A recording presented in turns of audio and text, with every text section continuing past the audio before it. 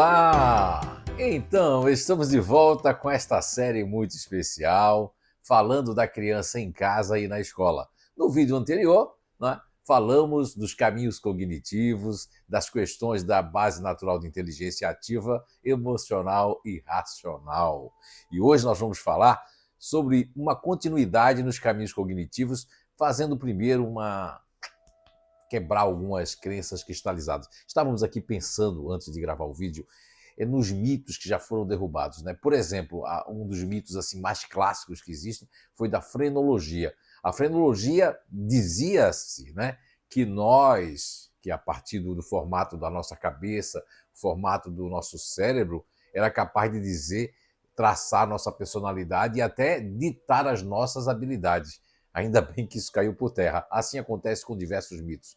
Como o mito dos 10% de usar o nosso cérebro, também que a neurociência moderna também desacreditou e realmente tem comprovado que a pessoa usa 10% do cérebro se ela quiser.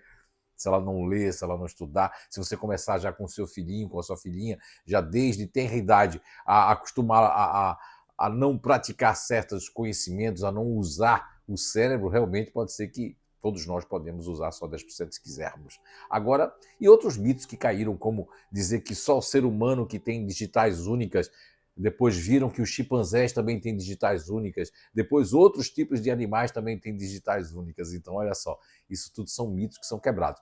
O que eu quero dizer com isso? É que existe aí algo que eu, como cientista, como pesquisador, né, e investigador, eu percebo que a questão dos lobos frontais, dizer que nós, aos 20 anos é que se completa a questão do lobo frontal, não. Um dia vocês vão ouvir falar sobre isso, que o lobo frontal ele vai da criança e mesmo depois da fase adulta ele está em pleno desenvolvimento. Agora, o que ocorre com seu filho, com sua filha, com nossos filhos, é que quando criança, ele pode ter ali, juntamente, principalmente a questão desse caminho cognitivo ventral, que dá proatividade, junto com né, com o neocórtex cerebral, junto com o mental, e a criança pode ser bastante, vamos dizer assim, ó, frenética, pode ser bastante, né, ativa, mas depois vai voltando para o seu eixo, que é, se ele for da inteligência racional, ele vai usar muito mais o mental do que o ventral, né, que é esse campo, que dá essa velocidade nas crianças e nas pessoas que já se tornaram da inteligência ativa. Então, a pessoa da inteligência racional, ela vai usar o ventral, como também tem pessoas da inteligência racional que se utilizam do campo que nós nominamos de límbico. Então, há essa dualidade quando criança, e eu tenho realmente uma experiência com várias crianças que são, por exemplo, do grupo natural de inteligência que nós nominamos de neutro, né? Isso é um outro papo mais na frente. E aí, essas crianças, elas, quando estão fusão, né, que é uma questão camaleônica, elas podem parecer bastante, vamos supor assim, bastante dadas e abraçar. Depois de uma certa fase que elas entram no eixo, é como se fosse esse lobo frontal, mas entrando no eixo, essas crianças racionais, que é do neutro racional, elas começam a ficar introspectas e afastadas. Olha só.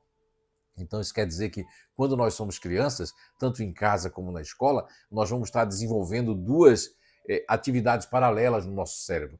Na base natural de inteligência, seja ventral, campo ventral, da inteligência ativa, que predomina mais, seja do campo límbico, na inteligência emocional, ou seja do campo mental, na inteligência racional.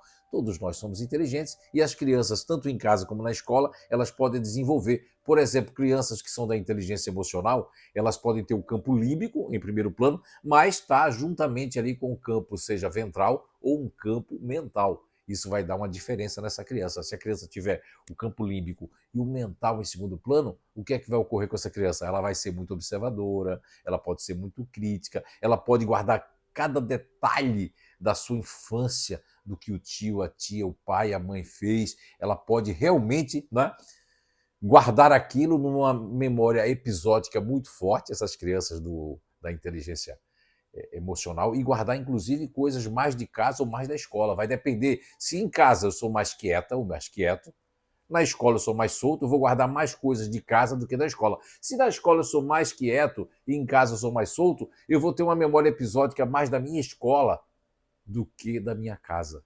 Isso serve para todas as crianças da inteligência emocional, mas aquelas com essa configuração que eu falei, cognitiva. campo límbico em primeiro, campo mental em segundo plano, ok? Então, aí depois nós temos as crianças da inteligência ativa. Essas crianças, elas podem ter em segundo plano nessa, né? Como se for nessa junção de ser o ventral em primeiro e depois ter ou o campo límbico ou o campo mental. Quando elas têm um campo límbico em segundo, as crianças da inteligência ativa, elas têm uma proposta de guardar coisas, ou de querer muito detalhe estético, uma observação mais estética, outros querem ver as coisas acontecerem, olha só. E depois, se tem o contrário, né? Se é o ventral, depois vem o mental, uma outra configuração, essas crianças vão ser mais assim, ó, hiperativas, vão ser crianças que querem imaginar, ver as coisas acontecer. Assim acontece com as crianças da inteligência racional, que tem um campo mental e depois vem um campo ativo. Então, essas crianças vão ser muito hiperativas, mas de uma forma natural.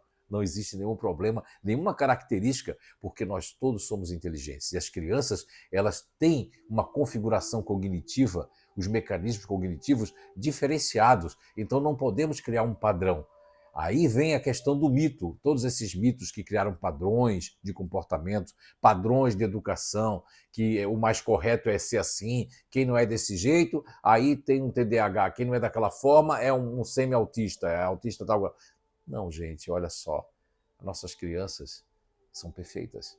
Algumas com algumas degenerescências que vieram, já nasceram assim, algumas com algumas enfermidades que causaram vamos dizer assim, alguma deficiência física ou algum atraso mental.